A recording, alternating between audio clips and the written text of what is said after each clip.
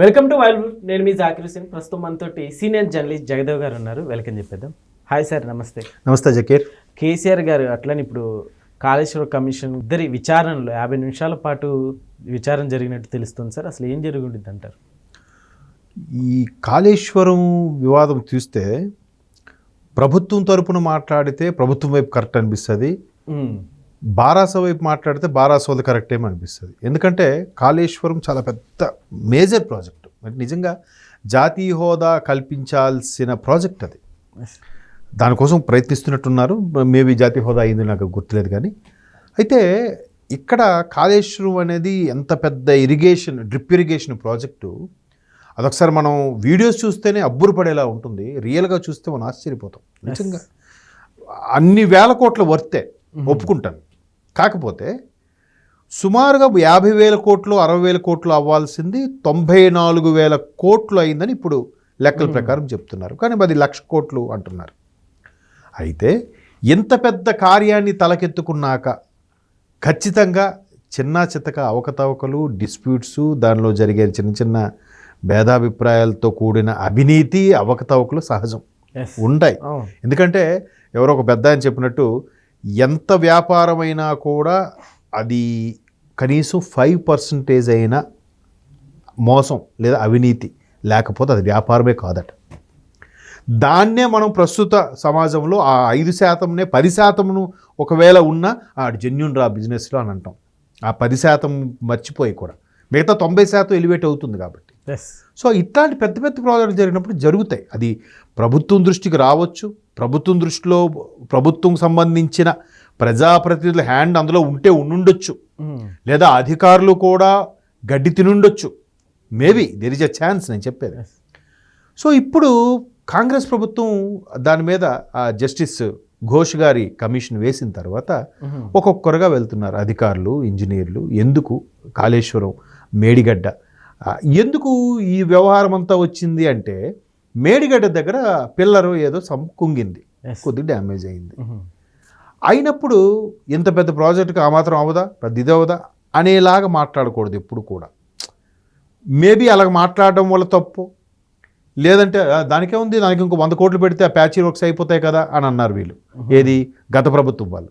అది ప్రస్తుత ప్రభుత్వం వాళ్ళకి ఆ జవాబు చెప్పే విధానం నచ్చలేదో, లేదా రాజకీయ దుమారమో తెలియదు. కానీ మొత్తానికి జస్టిస్ పిసి ఘోష్ గారి కమిషన్ నడుస్తుంది. అందరూ ఇన్వెస్టిగేషన్లో ఎదుర్కొంటున్నారు. నిన్న మన మాజీ ఆర్థిక మంత్రిగా ఉన్న వ్యక్తి, ప్రస్తుత ఎంపీ, మల్కాజ్గిరి ఎంపీ అనుకుంటా, ఈటెల గారు కూడా ఒకప్పుడు భారసాలు ఉన్నప్పుడు ఆయన వచ్చారు విచారణకి. తరువాత మాజీ నీటిపారుదల శాఖ మంత్రి మన హరీష్ రావు గారు కూడా వెళ్ళారు. హరీష్ రావు గారు క్లియర్గా ఎక్స్ప్లెయిన్ చేశారు దానికి సంబంధించిన ప్రూఫ్స్. అప్పుడు మంత్రివర్గ ఉపసంఘంలో ఎవరెవరు ఉన్నారు, ఆ ఎవరెవరికి ఏవేవి ఆర్డర్స్ పాస్ చేశారు, ఉపసంఘం ఏ నిర్ణయాలు తీసుకుంది, అది ఇంజనీర్లకి ఏమని ఎక్స్ప్లెయిన్ చేసింది, ఫైనల్గా ఇంజనీర్లు ఎందుకు ఆ నిర్ణయం తీసుకున్నారు, ప్రతిదీ జీవోతో సహా కాపీలతో సహా ఆయన చూపించాడు కూడా. అంటే ఆయన చెప్పేది ఏంటంటే మా వైపు నుంచి ఏమి జరగలేదు, ఎక్కడ జరిగింది మీరు కావాలంటే విచారణ జరిపించుకోండి, మీరు దేనికైనా సిద్ధమనేలాగే ఉన్నారు.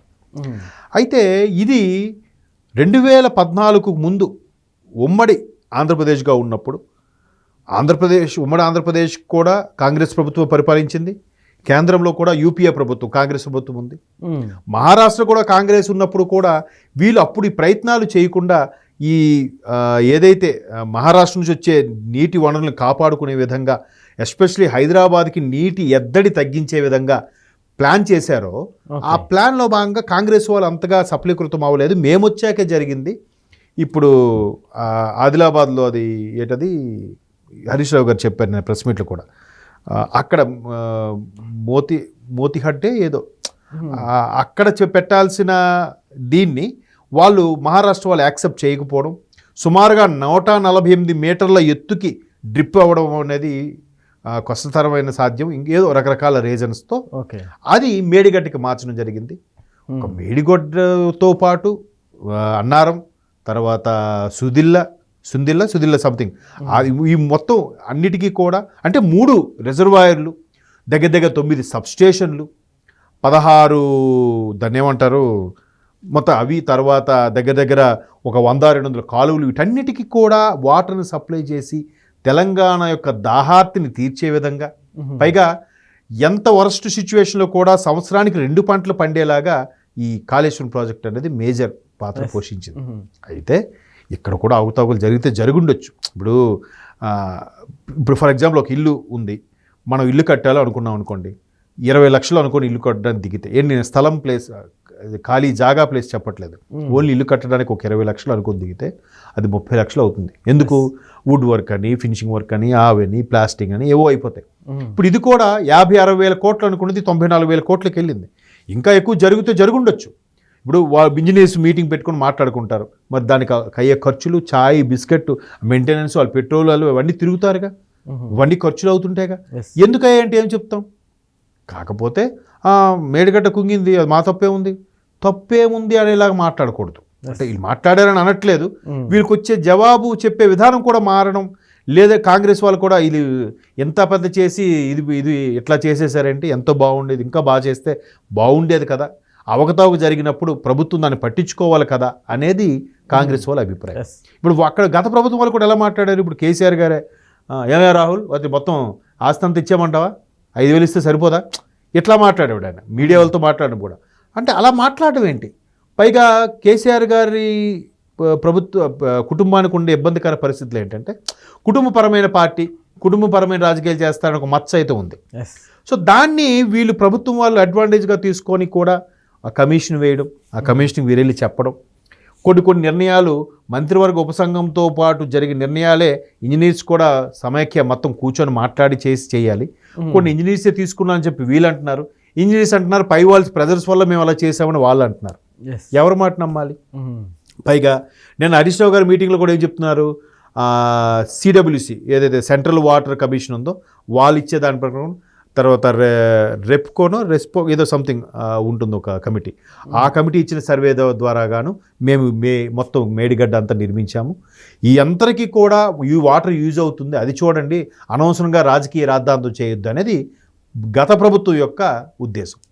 బట్ వీళ్ళేంటి, మీరు చెప్పే విధానం బాగుంది కానీ ఎంత చేశారు, దాన్ని ఎందుకు అక్కడ పగుళ్ళు వచ్చింది, అది కుంగిపోయిందంటే ఎంత ప్రమాదకరం, దానివల్ల ఎంత ఇంపాక్ట్ పడుతుంది, దీంట్లో ఎవరెవరు అవకతవకలు చేశారు, ఈ యాంగిల్లో వీళ్ళు తీస్తున్నారు. అంటే ఎంత జనరల్గా ఇక్కడ జరిగింది ఏంటంటే అండి, వీళ్ళు చెప్పే జవాబుదారీతనం విషయంలో కానీ లేదా రాజకీయపరమైన దుమారు రేగడంలో కానీ కొన్ని ఉన్నాయి ఇబ్బందికర పరిస్థితులు. ఇప్పుడు గతంలో కేటీఆర్ గారు కూడా ఆ కారు రేసుకు సంబంధించి 55 కోట్లు ఎంతో అవినీతి జరిగిందన్నారు. ఆయన అది అసలు అవినీతే కాదు, నేనేం తెలియలేదు, ఆ రేసుకు సంబంధించి యూటిలైజ్ చేశాను అంటున్నాడు. వీళ్ళేమంటున్నారు, ఒక శాఖ సంబంధించి ఇంకో శాఖ తరలించారు, ఒక మంత్రివర్గం నిర్ణయం లేకుండా తరలించారు కాబట్టి అది అవినీతి అని అంటున్నారు. ఓకే, ఈయన నేను సింగిల్ ఎన్పీ తినలేదు, అవినీతి కాదని ఈయన అంటున్నాడు. ఒక రకంగా రాజకీయ పరంగా దుమారమే, కానీ ఒక క్లారిటీ ఉండాలి, మీరు ఎందుకు అక్కడ కుంగింది, అప్పుడు అలాంటప్పుడు కుంగినప్పుడు అంటే కట్టి ఎన్నో ఏళ్ళు అవ్వలేదుగా, అప్పుడే కుంగడం ఏంటి, వాటి మీద చర్యలు తీసుకోవాలిగా, దాని మీద ఇప్పుడు ఆ క్వాలిటీ అండ్ మెయింటెనెన్స్ టీం ఒకటి ఉంటుంది, వాళ్ళు చూసుకోవాలిగా, వాళ్ళు చూసుకునేలా చేయాల్సిన బాధ్యత కూడా ప్రభుత్వం మీద ఉందిగా, అది కాంగ్రెస్ వాళ్ళ అభిప్రాయం. ఎవరిదంటే ఏం చెప్తాం. సో ఇవన్నిటి మీద కూడా ఇప్పుడు కేసీఆర్ గారు ఇవాళ ఎంటర్ అవుతున్నారు కాబట్టి ఆయన తెలంగాణ నైసర్గిక స్వరూపం మీద కానీ ఇక్కడ ఉండే వాటర్ పరిస్థితులు కానీ మీద మంచి అవగాహన ఉంది, మంచి గ్రిప్ ఉంది. ఎందుకంటే ఆయనకి ప్రొఫెసర్ జయశంకర్ గారికి మహానుభావుడు, ఆయన తర్వాత వీళ్ళందరూ ఎవరెవరి మీద ఇంతకుముందు ఒక ఇంజనీర్ కూడా ఉండేవారు, ఆయన చనిపోయారు, వాళ్ళందరూ కూడా చెప్పేది ఏంటంటే ఆంధ్రప్రదేశ్ తెలంగాణ విడిపోతే ఏదైతే నీటి సమస్యలు వస్తాయంటున్నారో సమస్యలు ఏం రావు, దీన్ని ఇలా విధంగా కట్టుకొని ఈ విధంగా మనం మార్చుకుంటే ఖచ్చితంగా మన సమస్యలు తీరుతాయి, అటు దిగువనున్న ఆంధ్రప్రదేశ్ సమస్యలు కూడా తీరుతాయని చెప్పారు. దాని తగ్గట్టు క్యాలిక్యులేషన్ అంతా ఇండియా ఉన్నాయి. ఓకే, బట్ చూద్దాం ఇవాళ ఏం చెప్పారనేది బయటకు వచ్చి ప్రెస్ మీట్ ద్వారా చెప్తే తెలుస్తుంది. తర్వాత వాళ్ళు సిటీ ఏదైతే ఉన్నారో ఘోష్ వాళ్ళ టీం కమిషన్ వాళ్ళు కూడా కొన్ని విషయాలు షేర్ చేస్తే మనకు తెలుస్తాయి. బట్ బయటకు వచ్చి కేసీఆర్ గారు లోపల ఏం అడిగారు, ఆయనతో పాటు ఇంకో 9 మందిని కూడా అలౌ చేశారు, పద్మరావు గారు కానీ మధుసూదన్ రాచారు కానీ వీళ్ళందరినీ అలౌ చేశారు కాబట్టి ఏం చెప్పారు ఏంటంటే ఒక క్లారిటీ వస్తుంది.